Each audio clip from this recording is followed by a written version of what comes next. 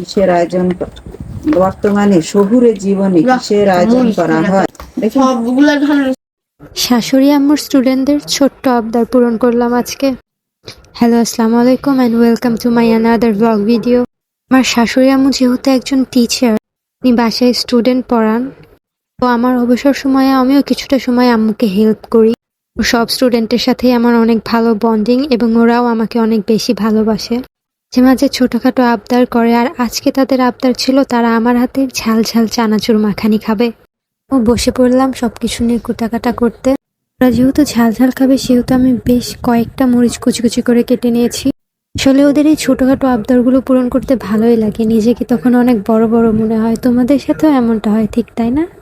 যদিও আমি চাকু দিয়ে সবজি কেটে অভ্যস্ত না, তাও আমি চেষ্টা করছি, কারণ আমার এখন মন চাচ্ছিল না যে আমি রান্নাঘরে যাই কুটা বাছা করি। আর এই তো আমার কুটা বাছা শেষ, আর এই যে দেখো কতগুলো মরিচ কাটছি। আমার মনে হচ্ছিল যে এগুলো ইনাফ ঝাল হবে। ধনিয়া পাতার কথা ভুলে গিয়েছিলাম, পরে ধনিয়া পাতা এক্সট্রা করে অ্যাড করেছি আমি। আসলে ধনিয়া পাতা দিলে সবকিছুর টেস্ট নতুন করে ফুটে ওঠে, তাই না?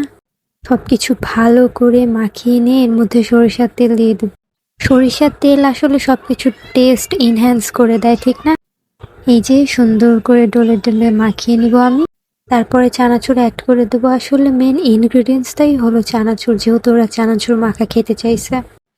অ্যান্ড এটাও আমি অনেক সুন্দর করে মাখামাখি করার পরে ওদের কাছে নিয়ে যাব।